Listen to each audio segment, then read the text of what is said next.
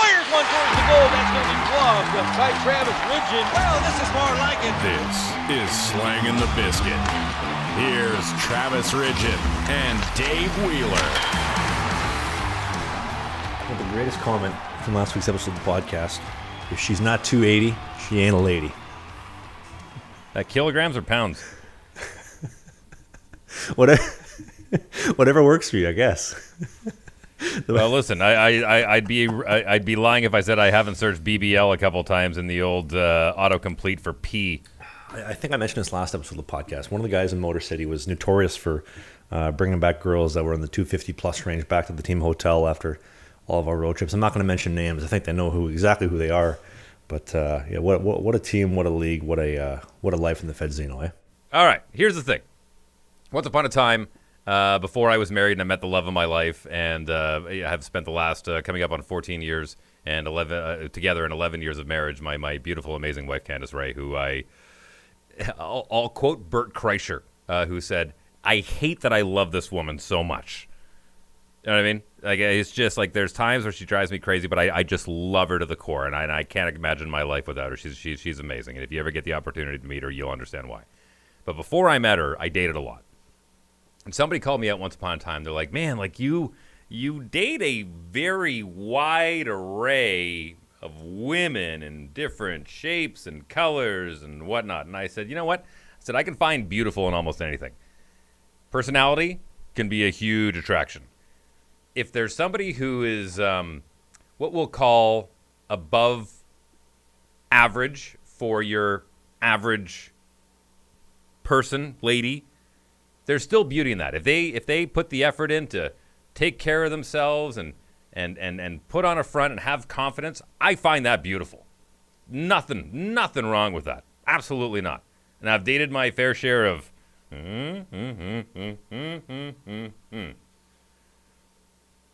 There's nothing wrong with it. Everyone has a type. I didn't know what mine was. On the contrary, I will say this. You could have a girl who is an absolute Swedish 10, good-looking girl, all these types of things. If the personality is off, I don't think it works. I couldn't agree with you more. And I don't want to sound like a cliche or a meme on this one, but beauty really does come from the inside out. And if you can find someone that's beautiful on the inside, then the exterior gets attractive really quickly. And that comes in males, females, not only in love, but in industry and sport and everything. I mean, we've talked about this before. It starts with confidence. Like, if you don't believe you can do something, you're probably not going to do it. Period. Like, I'm not the greatest looking guy in the world. I'm really not. I'm okay, nope. But I'm not amazing. And I managed to land myself a 12 out of 10. You know why? A little bit of confidence goes a long way. Works wonders. I will say this, though. I do believe, so my beautiful girlfriend, shout out to her, Victoria, has stopped listening to the podcast, so she's never going to hear this. And I think her dad may have stopped listening as well. What did you do? What did you do? Well, the reason I was told was that she lives with me now and is tired of hearing my voice, so she doesn't need the extra dosage when she's on her way to work. What about the in-laws? Probably a byproduct of the same thing. Fair. Can't disagree with that whatsoever. But yeah, I'm beyond blessed and grateful to have the amazing girlfriend that I do. But anyway, welcome to Slangin The Bizkit. This is episode 35. This is the Curtis Joe. Are we on 34 or 35? No, 35. This is going to be 35. No, okay. Is it going to be? No, 34. Oh my goodness, I'm having a stroke. I thought so. The coffee. It's the Mika Kiprusoff episode, the James Reimer episode, the Austin Matthews episode. Am I missing anybody else, Steve? Austin Matthews isn't a goalie, but I do want to do a pass shout out to somebody who wore number 30 with Colgate University and number 31 with her hometown, I believe, of Chatham, Ontario. Oh, I know who you're talking about. I know he just retired as of 2 weeks ago, correct? No, I was talking about Mikayla Demaiter. Oh, I thought you were talking about Colton Point. Never mind. It's Colton Point, too. Let's give him a shout-out as well. But if you don't know about Mikayla Demaiter, this is a college goaltender, Canadian, played U.S. college, had an Instagram page where she's got maybe half a dozen hockey photos, and then all of a sudden she puts out this post saying, "Thanks to hockey, shaped who I am. I'm walking away from hockey, and now I'm an Instagram model." And her Instagram is full of amazing photos of her big hearts shaking what she got, shaking her moneymaker, and God love her, she's making a ton of money from what I understand. but I know this sounds strange, and this goes back to our original conversation here. The last photo she posted as a goaltender in the pipe saying goodbye to hockey, I actually find her more attractive in that photo, being honest and just like, hey, this is who I am, this is what I'm going to do, based on her next photos, like me on a jet ski in a bikini. And I'm like, hey, it looks great, but I like the previous one. I do. You got the hair down, no makeup on, you look you seem like you're in your element. And don't get me wrong, I mean, I'll give her a follow every day of the week, and she's beautiful, stunning woman. But I kind of miss the hockey pads. Is that weird? I miss the hockey pads as well. But hey, in the words of Randy Hauser, the amazing country artist, why don't you let your hair down? Let me show you how country feels. Take your shoes off. Kick them off. I like it. Another one, too, on the last topic you just mentioned, in the words of Sean Morgan, one of my favorite artists, guitar players, singers of this generation, finding beauty in negative spaces. Yeah, see there. Yeah, there you go. Good one. Very cool. Very, I feel like Ron McLean here. I just told you so much, but telling you nothing at the same time. Oh, man. Did I ever tell you about the time that I got to talk to Ron McLean? Got to interview that man. I was, it was amazing because I was supposed to be interviewing him. And basically, I just asked one question, and then Ron talked for like the next hour. And all I had to do was go like, St. John's, Newfoundland, Prince Albert, Saskatchewan, Fort McMurray, Alberta. And he had a story about a specific person, about a specific location, about what they were wearing. Like, the guy has a steel trap for a memory. And for the American audience that doesn't know, that has never seen Hockey Night in Canada, Ron McLean, you've probably seen clips online. He was the guy that was sitting next to Don Cherry, the guy that looks like he's wearing a Chesterfield on his a suit jacket. They were co-hosts from the mid 80s up until the mid 20-teens, and just an incredible broadcaster. And he is an absolute crown jewel of Canada for not only his hockey broadcasting, but his sports broadcasting in general. And he's still doing it. He's still doing Hockey Night in Canada. And I've got some stories about him just as far as the inner workings about when Rogers bought out the hockey rights in Canada, and then the CBC and Ron, and how he didn't get along with the general manager there, and blah, blah, blah, blah, blah. But I will say Ron is one of the kindest human beings I've ever met, and it was a pleasure. Believe me when I tell you, I felt like Sean Evans when he got drunk with Dave Grohl and finally let his guard down and went, I love you, man. I love you, man. It was pretty cool. Yeah. That's amazing. Almost as cool as the new intro, by the way. You did an amazing job with the new intro for the podcast. Hey, there you go. Yeah. We just start trying to sound a little more professional. You know what I mean? If we're going to take this seriously, we got to take it seriously. Only took 35 episodes or 34 episodes in a previous version of the podcast, but we finally got an intro, not just the intro rock and roll songs on the audio version. There's no video version yet of the audio intro, so I still got to figure out how I'm going to piece that together. But the audio version, you've heard it. My graphics guy, Justin T, shout out to him. He's going to do up something nice for the video version of the podcast intro. So yeah, nice. It's awesome. Welcome to Slangin The Bizkit podcast. It's exciting. It's a pleasure to have you here as we do every single Sunday. Just a little update for everybody. There's going to be some in-person interviews coming up the next little bit. I just this morning did a great hour-and-a-half interview with my personal goalie coach and personal friend, Pascal Villana, talking about goalie coaches around the world, NHL goalies, this hip surgery epidemic that Dave and I have talked about. Just some really good conversation. That'll be coming up soon.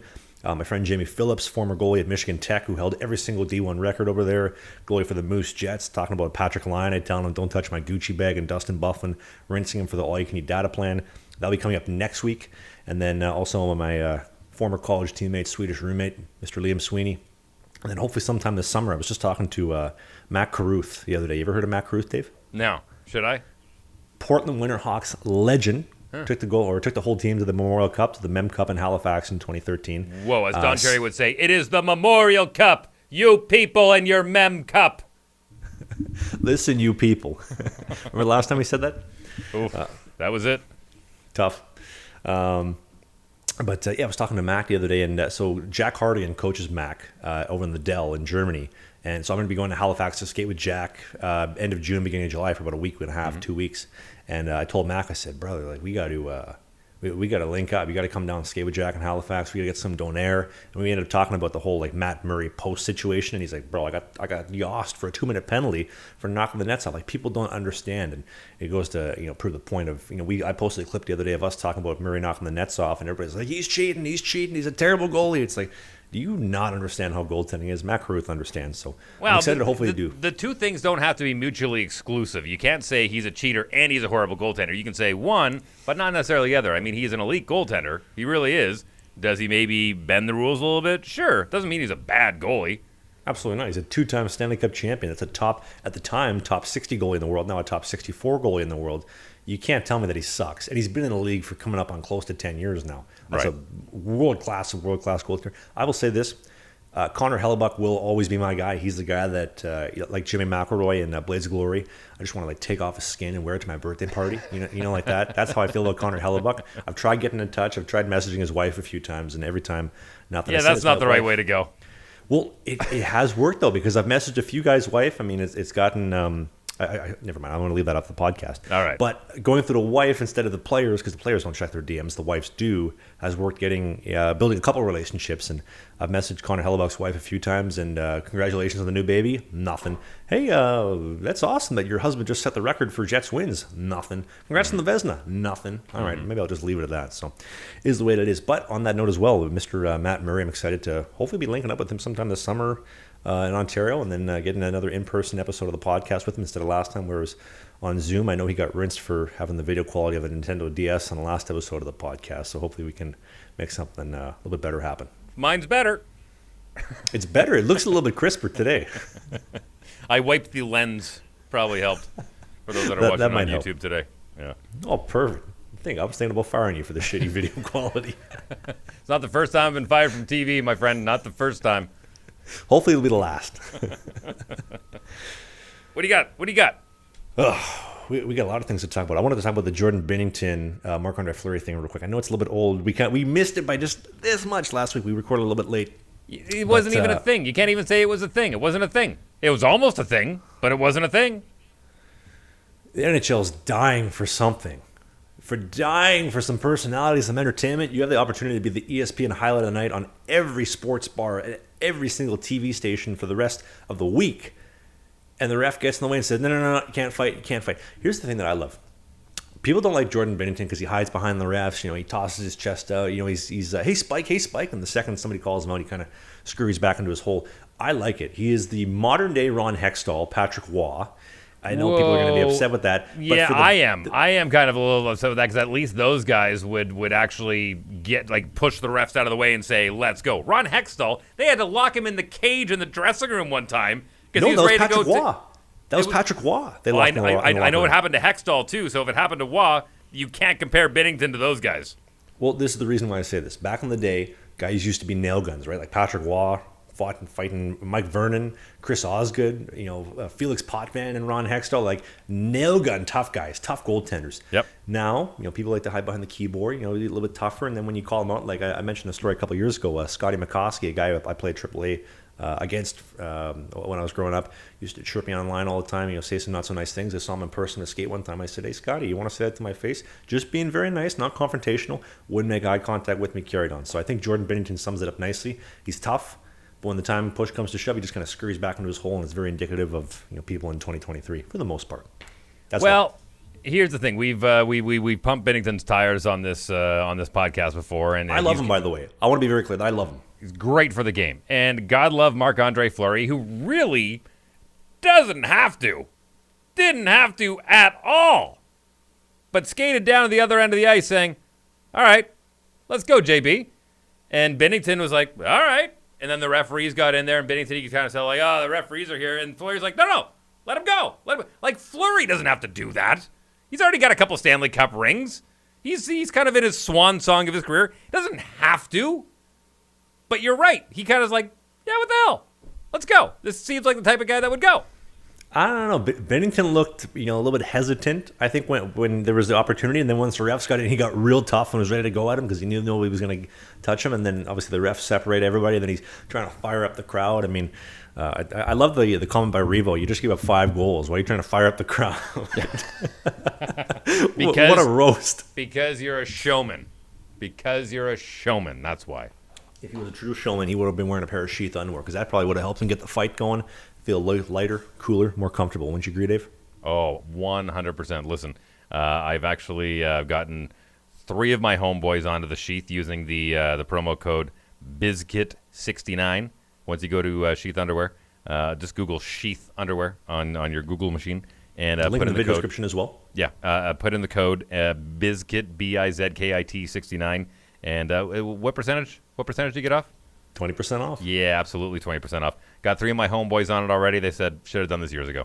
Should have done this years ago. Like, happy as can be with the way these are treating them. 100%. The reason why is the bamboo cooling mesh keeps you cool, keeps you comfortable, especially with summer coming up right around the corner. And then the dual pouch keeps your dick and your balls segregated, so they're not sticking to the side of your leg. It is the Rolls Royce of underwear, shall we say. It is fantastic. You're going to love it. And I guarantee if you pick up a set, you will not regret it. Sheathunderwear.com, code BISKIT69, 20% off. There's a link in the video description on the YouTube podcast and on the podcast notes. If you're on Apple or if you're on Spotify, make sure you pick up a set. Speaking of segregation, there's been and I want to be very careful with this, and I know that you edit a lot of this podcast sometimes, and you put it on the Tiki-Taki, and you put it on the social medias, and you put it on the shorts, and you do really quick edits, and a lot of times people will see that 20-second or 15-second edit, and it doesn't really give the whole context of what our actual conversation was. But speaking of segregation, we've now had, after the Philadelphia Flyers a player that said, hey, I'm not going to be wearing the Pride jerseys for Pride Night during warm-up. These are my beliefs, and I choose not to, and they were just absolutely getting roasted online. We've now had James Reimer, Manitoban, who has come out and said the same, and I believe that the Stahl brothers have also come out and said that they are also not going to be wearing the Pride jerseys on Pride Night. And I thought about this, and I really gave it some thought. I did, and hear me out on this. We've had the conversation about there's a reason why they do promotional nights in the rink. Why? To bring people and put their butts in the seats because they want them to pay for the ticket, they want them to be buying concession stuff, and they want to try and get them sold on their product. Most small business owners that you will talk to will say, I would be willing to give up $10 for every single person that walked through the door if it means they're going to come back. Like, it's worth the investment. So a lot of times when these teams, regardless of the sport, decide to do these nights, regardless if it's bring your pet to the ballpark, whether it's a military night, whether it's a pride night, whatever it may be, it's a promotion. They're trying to get different people from different walks of life into their building. They're selling a product like no one else.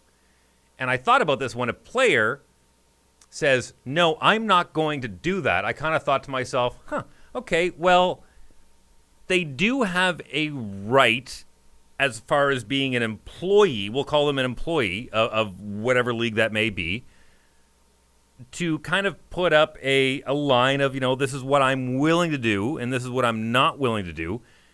And I can understand that, but there's another part of me that kind of goes, if they asked you to put on a tutu and go dance on Main Street holding up a sign saying, come to the game tonight, then that's what you do. You're earning $3 million a year or whatever it may be, millions of dollars a year. And if they ask you to say, hey, this is what we need to do for the team, you need to put on this jersey for a 15, 20-minute warm-up, and then you can take it off and put on the regular jersey, there's part of me that thinks, just shut up and put on the jersey. Like, no one's asking you to come out and do a speech. No one's asking you to come out and do anything. We're just asking you to put on a jersey. So I'm kind of, I understand both sides of it. I get it. Because if we are trying to promote this and get people in the seats, by you not doing that could have people go, well, that's it. Well, I'm not going. And now I'm not going to say you've ruined the promotion, but now you've scaled back the promotion a little bit. And the idea is to get people sitting down. Like, nobody's going to ask them individually, is this what you believe? Is this what you believe? Is this what you believe? You wore a jersey. You signed it after. It got raffled off. Money was raised for charity. I understand why somebody would say, I don't believe in that, but it's not like we're asking you to do something physically compromising. We're not asking you to necessarily do something politically compromising. In a way, I know that's kind of riding the fence a little bit, and I don't normally do that, but I literally can see both sides of this. We're paying you millions of dollars to do a job, and as we've talked about before, sometimes that job goes outside of the rink. James Reimer, San Jose Sharks goaltender, refuses to wear the Pride Night jersey. Now, I want everybody to keep in mind, the San Jose Sharks paid James Reimer $2.75 million a year to stop pucks. And unless I'm wrong, there's nowhere in the contract that states that he is supposed to be wearing these jerseys for these promotional nights. They pay him to stop pucks. Now, James Reimer, Manitoba boy, shout out, is an extremely religious man. He's a Mennonite, right? Now, personally, I am not anywhere near as strong of a religious man as James Reimer is. Am I religious? Yes. But I am nowhere near as dedicated as a religious man as he is. For these people that are coming after him saying, "Oh, he's violating human rights. He's a hateful person. He's a terrible person." No, I don't agree with any of that. I don't think he's any of that. I think he handled himself extremely well and all that. Please continue. Sorry for interrupting. Think of the reverse, though. So, for example, Nazem Kadri, he's a Muslim. I guarantee you he's not going to be wearing a Pride Night jersey because that goes against the values of being a Muslim. It goes against the values of being a Christian, if we're going to break it down like that, if we're going to be really honest and true to ourselves about it. But on the flip side, somebody who would endorse Pride, would they wear a cross and embrace Christianity? Would they wear a hijab, or would they embrace Ramadan as a Muslim? Probably not. So there's no entitlement to be able to say he's a hateful person, he's violating human rights, and everybody has to wear this jersey. Well, no, they don't. Absolutely, they do not. I get it. I understand where you're coming from. And if, a professional league or a professional team in any given league decided to do a Christian night, oh, boy, that would not go over well. That would probably get the most backlash out of all the nights. If they decided to do a Muslim night, probably wouldn't go over well because other people would feel like they're being excluded. Now, keep in mind, putting on a jersey doesn't necessarily mean that you're agreeing with a certain political movement or statement. It means that you are part of a team, you are part of a collective. Yes, you are meant to stop pucks, and part of that is warming up, and as a team, we're all going to wear these. I get both sides. I really do. I don't think putting on a jersey that still has your logo, like for instance, if I said, say I got drafted by the Toronto Maple Leafs. I said, listen, I hate the Toronto Maple Leafs. I can't stand them, but I understand I was drafted by them, so I'll wear the jersey, but I don't want to wear the Maple Leaf logo on the front. I'll wear the colors. I'll wear my number. I'll wear my name on the back, but I don't want that Toronto Maple Leafs jersey because my family has a deep-rooted hatred for the Toronto Maple Leafs. Dave, do you hear that? Do you hear that? That's Eric Lindros. He's calling. He's calling right. The station. Well, yeah, kind of, right? I mean, that's kind of the thing. I mean, he said, I'm not going to play for that team. So he got pooped on for that one as well. Again, I understand both sides. When you sign up and say, yes, I'm part of your team, that comes with a certain amount of conditions. And some of those conditions are, we asked you to put on a tutu and go hold up a sign to drive people into the arena that night. Your job is not only to stop pucks, your job is also to promote the team. And a lot of times, and you know this better than anyone, when you sign up for a team, they say, there is a code of conduct. When you are out, always remember you are representing this club and this franchise. I think that I speak for a lot of people when I say this, that I wish professional sports would leave the politics and the day-to-day stuff away from the game. The game is a way to escape. I come to watch hockey. I think one of the reasons why European hockey is so successful is you come to the game and you get the game. Nothing else. They flood the rink. The Zambonis in and out. Within about 10 minutes, the game starts again. I don't want to see all these movements, all these different promotional nights for all these different political activities and activists. I don't want to see the kids playing in the intermission. I just want to see hockey. Really? You don't want to see the Timbits play? The Timbits are some of the best parts when the kids go out in the middle of the ring. Oh, it's cute. But here's the give and take. Here's the give and take compared to European hockey to North American hockey is your European hockey, they look like NASCARs when they're out on the ice because they've got ads all over their jersey. Like sometimes they don't even wear their logo. Like they wear their main sponsor across their thing. So let's just say I got screwed over by Mike's Mechanic Shop. Sorry if there's a Mike's Mechanic out there. I've never actually been to your spot. I'm sure you're great. But let's just say I say, hey, Mike's Mechanic screwed me over. I'm not going to wear that logo on the front of my jersey. Is he allowed to do that? But it's like, no. They're the major sponsor of our team. And guess what? They're helping to pay for your salary, so shut up and put on Mike's Mechanic on the front of your jersey. I'd be curious if that's ever happened, or like a European team sponsor has screwed over one of the players. This is a really good story. We'll be transitioning to some real hockey talk here for a sec. When I was playing college, this is hockey talk. I think this is part of it. Go on. So when I was playing college hockey when I was the third string goalie at VIU for the VIU Mariners. Sorry, I wasn't playing. I was the third string goalie doing stats in the stands. Our head coach Steve Paul, we called him the tranny man because he owned a transmission shop, right? to kind of piggyback off the whole tranny comment. But so he owned this transmission shop, and whenever the guys would have problems with their vehicles, they would bring the vehicle to Stevie P, and he'd take a look at it, and he's supposed to fix it. So one of the guys like, Steve, I'm having problems with my engine, all this kind of stuff. Bring it in. I'll have it done later today. Not a problem. It'll be $200 max. So 3 weeks goes by. Nothing's done. Steve, where's my car? Where's my car? Okay, I'll get to it today. Gets it done. He's got a nice $3,000 bill. Like, Steve, you said it was going to be $200 max in a day. Oh, I messed up. Welcome to the VIU Mariners. Okay, well, I'll give you another example. Winnipegger and an old friend of mine, Mike Keane, former captain of the Montreal Canadiens, former captain of the Manitoba Moose, 3-time Stanley Cup winner. When he was part of that big dust-up between the Russians and the Canadians at the World Juniors, where they literally had to turn the lights off because it was just an absolute brawl out on the ice. And he said, I'll never wear the Canadian leaf again. The way they threw us under the bus in that whole situation was terrible. It was really not cool. But guess what? Manitoba Moose had a promotional night when they were wearing the Canada leaf with the Manitoba Moose logo in the middle because they were supporting, I believe it was the World Juniors or the World Cup, or it was some sort of national event, and it was, again, a promotional night. And they said, Mike, you're the captain. We need you to wear this. And he said, okay.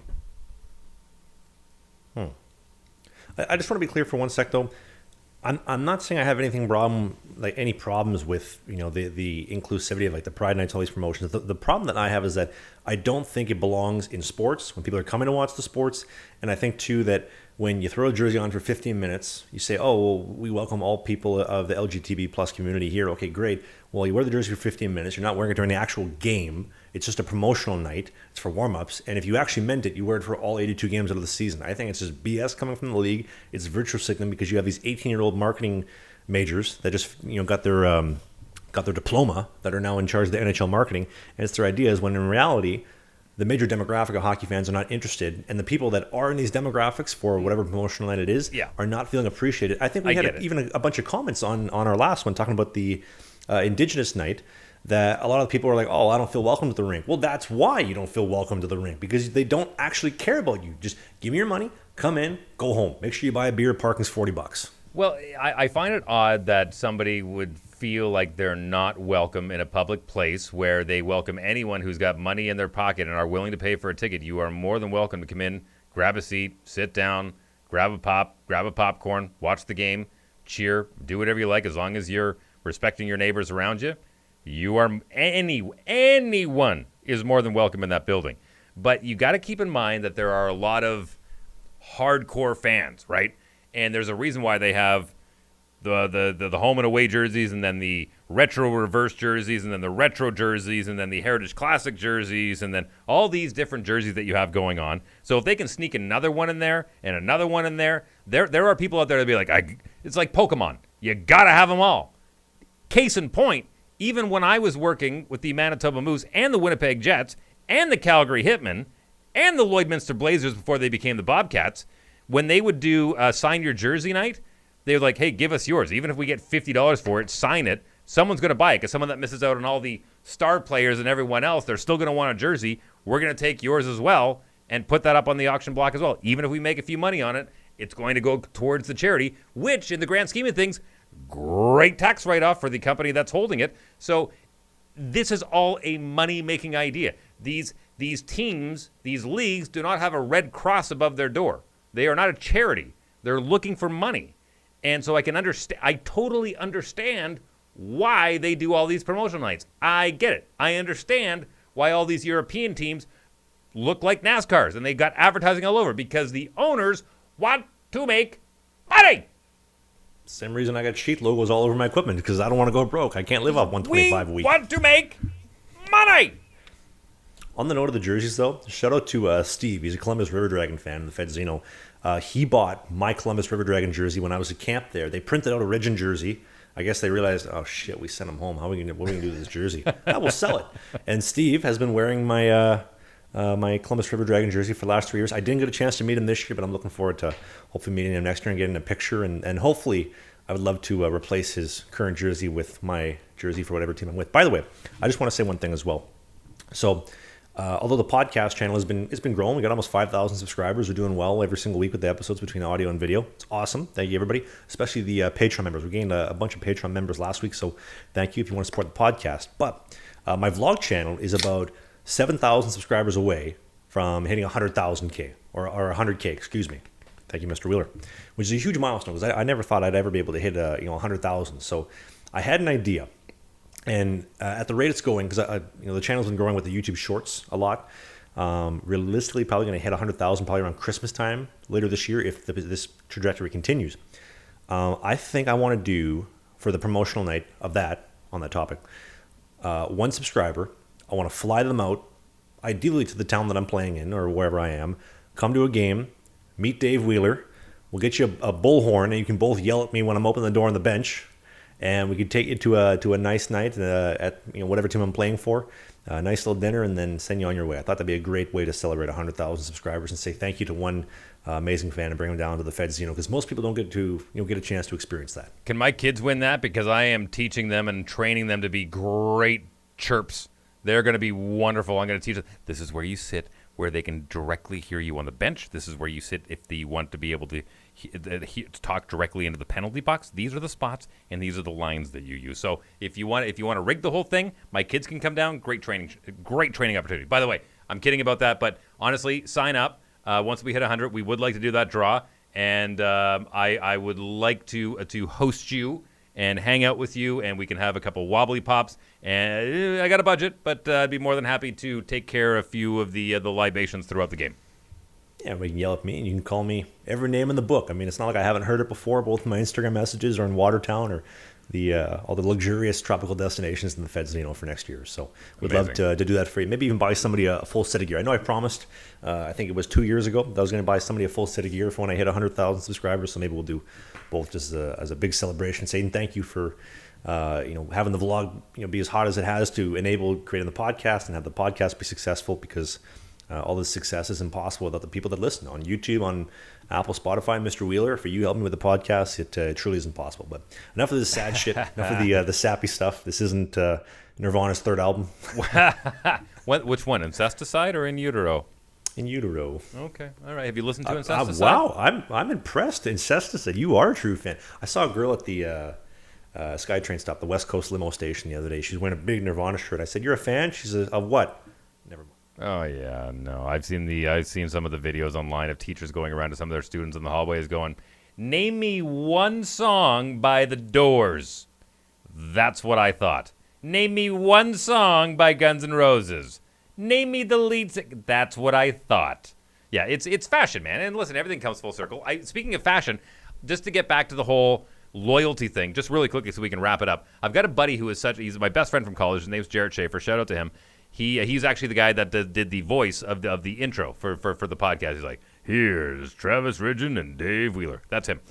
He is such a fan of Major League Baseball. Like, he has a team, but he will wear a certain amount of hats throughout the league. And I'm like, dude, like, you're actually a Braves fan? He's like, no, but this logo I love. And it's a great hat, great color. They came up with this great like, he just supports the league, and he's willing to wear hats that he's like, I like that hat. Don't cheer for the team, but I love the league. I support, and I'll put my money in. So, again, it comes down to loyalty. Where are you loyal? Absolutely. Speaking of, one thing that I did want to talk about for this week was, I get asked this question a lot. Now, we talked about this and documented on the podcast before. Mr. Wheeler, am I the best goalie in the FPHL? I haven't seen enough of the goaltenders, but I would probably rank you inside of the top 20. Is that fair? And that basically puts me in the league. So I'm nowhere near the best goalie in the FPHL. Do I have aspirations to? Absolutely, but I'm nowhere near close. I get asked the question a lot is, how did you go from junior B, playing hockey in Lundar, Manitoba, the great place about Lundar, Manitoba, where my dad resides and owns a house now, to playing in the FPHL? Like, how did you do it, realistically speaking? Because this entire time, I've never been the best goalie. Like, I played 30 minutes of college hockey. I ran okay numbers in junior. I got very lucky to run a 920 my last year at junior, which I really think helped save me to get me to college. But the biggest thing is, like, I never took no for an answer. Like, when I remember calling colleges all over the place, left and right. Can I do a recruit trip? Sure, come on down. University's $60,000 a year. Okay, hang up the phone. I'll call somebody else. And I finally find the VIU Mariners. School is going to be $3,000 a year. I am blessed enough to be, have First Nations ancestry, so my entire schooling was paid for, and then I got paid cash on top of it. By the way, $600 a month, not bad for cash. It's a true story. Well, look at it this way: even the 262nd pick in the NFL draft, Mr. Irrelevant, we've seen more often than not, can make an impact in the National Football League. I mean, look at Tom Brady. Look at or Tom the CFL Brady. as well. The CFL, there's guys like Doug Flutie. I mean, there's great stories that come out of the CFL. And it comes down to, do you want to still do this? Because if you do, there will be an opportunity if you're willing to work for it. I'm actually working on a new hour of stand-up that I'm looking to perform before the end of this calendar year. And one thing, and I'll give you a bit of a spoiler here. I won't give you the full punchline, but it's amazing how the last couple of generations we've been grown up to believe you can do whatever you want. You can do whatever you want. The thing they don't tell you is you might not be very good at it. Like, yeah, you could do that. You might not be great at it. You might get fired. But hey, you did it. You tried. So go do something else. So you're in a situation where you're pretty good at it. You're pretty good. You're not top tier. You're not Matt Murray. But I mean, hey, are you doing what you love to do every day? Yeah, absolutely. I've been blessed enough to solve the problem that most guys run into. And it started in junior hockey where I'm working full-time, living on my own at 19, 20 years old. I can't afford to live and pay for all my bills while playing, junior hockey full-time on the side, although it was junior B. So my YouTube videos made me a couple extra bucks, $100 a month, $200 a month, kind of helped me stay afloat. I go to college. I'm getting buried in the ranking system, which frustrating at the time. So what did I do? I started doing, the vlog, and I started making a couple bucks. And I said, shit, I'm kind of on a roll. I should try to get some sponsors, try to do some more videos. I went 2 months in a row where I went 5 videos a week every single week. I went a year and a half in a row consecutively where I do 3 videos every single week. I believe there was a 1 week, it might have been a 2 week stretch where I only did 2 videos, but I just cranked out videos left and right over that span because financially it was solving the problem of if I don't have to work a real job, I can invest myself to my craft and become good at it. I can go work out 3 days a week with my trainer. I can skate whenever I want. I can invest in myself. And if you look in the FPHL right now, most guys, they don't have a long shelf life because they finish their college with, I don't know, $200,000 in debt or whatever. Maybe they come from Canada where it's only like, I don't know, $50,000. Maybe they got youth sports schooling for free. And you played 3 years of hockey. You haven't mustered up any savings because how do you create a life savings when you're making $250 a week in the SPHL or $150 a week in the Fedzino? It's impossible. The old lady says, "Hey, let's start life. I want to do something legit." Well, you can't do that if you're traveling from Birmingham, Alabama, all the way over the southern coast every single weekend for 8 months out of the year. And then also, I think the self-pride too of I'm 30 years old, I got no money saved up, my woman isn't proud of me, I'm not doing something that's like professional, and it's not something that makes me proud. But thankfully, like YouTube has, and this podcast have saved my life and be able to enable me to continue to do what I love with my craft. And it's helped me not take no for an answer. Okay, you tell me no. Okay, well, I'll find an answer from somebody else. All right, I just need one yes. All I need is one yes, and if I get one yes, that's all I need. Like in last year in Sweden, when I come home, I thought I had a really good year on a really dumpster fire of a team, and I can't get anybody to take me seriously because of the new import rules and the import fees and how expensive it is to bring in a North American. So what did I do? I started calling Fed teams. I got a call back from Motor City. Hey, let's sign you. Let's get a deal done. Unfortunately, it rolled out the way that it did. I wish I could have started some games. It didn't happen. But again, I'm not taking no for an answer for all those things. And I mean, even coming up, this year with, Baton Rouge, Louisiana, Wyethville, Virginia. Apparently Delaware is moving down to Pennsylvania, or might even be to Dover, Delaware, which would be great for the team. I saw there was a Kansas City team that's popping up, the Kansas City Golden Bombers, and then they announced that they were going to exist, and then the Fed says, by the way, there's no Kansas City existing. This is fake news, which I found kind of funny. It's the most Fedzino thing ever. Team says, hey, we're legit. We're going to start next year. The league says, no, you're not. It's an actual Facebook post, by the way, Dave. But well, I'll tell you this, and I don't want to slag any of the leagues that you just mentioned, including the the East Coast and the SP and the Fed. But the really good news for you guys is that the NHL is rumored to be putting two more teams in an expansion, and one of them, a lot of you are going to go, no. Yeah, they're thinking about putting a team in Atlanta again for the third time. They were the Atlanta Flames. Then they are the Atlanta Thrashers. Who knows what the third incarnation is going to be? There's a rumor of it going there. And one in Houston, Texas. Now, that one makes sense to me. Houston has had a very good history of supporting their hockey. The Houston Aeros were there for a long time. Why they ripped them away was for convenience more than anything. And they've been begging for hockey again. They have a really good support down there. I think the Austin Stars and the Dallas Stars have done a really good job of promoting hockey down in Texas. But it's good news for you guys because that means, and again, I'm going to say this with all the love in the world, it means that the talent pool gets a little more diluted in the NHL, which means there's more room down in these other leagues, which means we're going to need more guys down at the bottom to create this kind of pyramid. Well, it's all together because you get the two NHL teams who will have 2 goaltenders.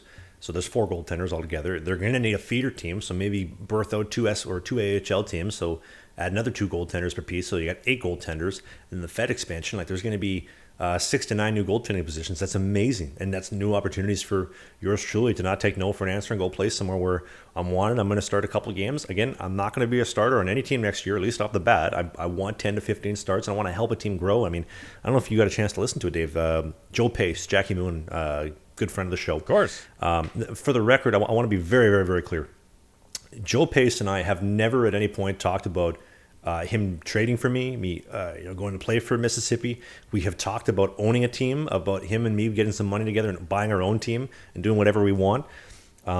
He talked about that on one of the FPHL podcasts this week about how, Motor City told me this season to, quiet it down and, turn it down a couple notches because it's a bad look for the league. And Joe Pace says, if I had Trav on my team, I would turn it up to 10. Turn it up as loud as it'll go because we want people in the rink. Mm-hmm. The FPHL needs it. It needs it. I mean, we got it's tough, dude, in Motor City when we got a 3,300 capacity arena and when we're only getting, I don't know what I'm allowed to say, we're only getting like 400 people, 500 people to a game. I know the official number says 800. The official number says 800, but dude, it's tough. Like, there's so many things I want to do to help the league and help a team. And if somebody wants to give me that opportunity, I will make them look so smart. I'm not terrible. I'm going to work my way to become a better goaltender. I'm going to start a couple of games, try to get the guys some wins, be a great glue guy. And if that can be appreciated, I think the team's going to make a lot of money off it. But that could be an expansion team.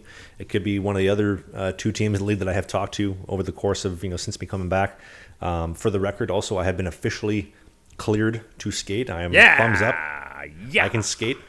We are significantly ahead of schedule. We're almost 2 full months ahead of schedule. I'm going to go home on Monday to go see my good-looking, sexy surgeon, Dr. Cutie Pie, as my mother calls him.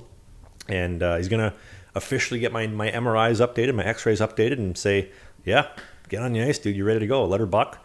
And well, what are you waiting around here for? Wrap up the show and go skate. Let's go. The train leaves on Monday. We're recording on a Friday. I got to wait a little bit. But yeah, I'll be home on Wednesday night to go see my mom and see my dad. And me. And you as well, which I'm looking forward to. Wink, wink, nudge, nudge. And yeah, so I've been cleared to skate. Like I said, I messaged Motor City the other day. This is a little bit of an update. Told Motor City, hey, listen, I've been cleared to skate. I want to be very clear. I'm not going to be able to play games, barring a miracle. The team going to the championship, and I continue to go even further ahead of schedule in the rehab process. But I'll be able to practice for the team. I can fill water bottles. Can be the glue guy. Back to exactly what I was doing before I got injured. I'm willing to do it because I'm a team player, and the team owns my rights. I will support the team. And 2 texts, no response back. So I'll leave it at that. Let the professionals take care of that. You have an agent for a reason. Exactly, and that's what exactly my agent said. So I am blessed to have been able to get my hip fixed, and I really truly believe, not to get too religious on you, kind of go back to James Reimer for a second, but the God, the Lord, or however you see it, has been looking out for me and giving me this opportunity of, hey, go to Motor City, get your foot in the door, get some attention from some teams. Great, there's some interest, teams willing to trade for you. I know you got to get that hip issue fixed. I don't think you should be taking steroids anymore. So he says, guess what? Get your surgery, get it done, because you're not playing any games. And to be honest, since I left, I think the backup in Motor City, I think he's started, 4 games outside of Babs' suspension, which that's interesting as well. Well, you and Shaquille O'Neal have something in common. He just got hip replacement surgery, and before we go, for just to double down on the whole thing, Ramadan Mubarak and Ramadan Kareem, which means those that know. It's all about Ramadan. It's the holy month for the Islam. Good for you. Happy holy month. Good luck with the fasting. That's a tough gig. They're not allowed to eat from sun up to sundown. It's unbelievable. That's crazy. You think of intermittent fasting, not starting your day eating until 2 is tough. Imagine going the whole day. You sleep in a little bit too long, can't eat till 9 p.m. That's tough. That's tough. Yeah. shout out to you if you're a Muslim practicing that kind of stuff. But as you know, as far as again, God has given me this opportunity to get my hip fixed. I really didn't miss anything because Babs has started every single game except for 4 games since I left, and in addition to a suspension. So I couldn't be happier that my chronic pain is gone, and I'm ready to put it to use for a team who's willing to bring me on, maybe a part of the team, and help us win some games. So Assalamu alaikum, mother effers. And a friendly reminder that the Slangin The Bizkit podcast, we drop a new episode every single Sunday at 11 a.m. Eastern. That is 10 in Winnipeg, 9 in Calgary, 8 on the West Coast. We look forward to seeing you on the next episode. A friendly reminder as well that the next episode for next Sunday is going to be with Jamie Phillips, a good personal friend of mine. It's an exciting interview that I'm excited to share. And then the week after that will be Pascal Villano, my goalie coach.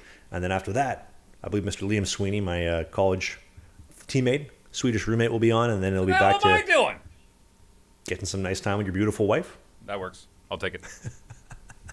Thank you for listening, everybody. Check out Sheath Underwear. Support Sheath if you want. There's an amazing pair of underwear waiting for you with the code BISKIT69 for 20% off. And we have a Patreon page if you want to support the podcast. There's some Motor City rookie cards and Swedish rookie cards as well for those that won't put $5 for it. The cards are free. We got some perks, including mugs and merch coming very, very soon. And Mr. Wheeler, please take us home. Final words. Ladies and gentlemen, thank you for supporting the podcast. As always, if you're on the YouTubes, if you're on the Spotifys, if you're on the Apples, whatever it may be, rate, review, leave a comment, do what you can, sign up for the Patreon. Peace!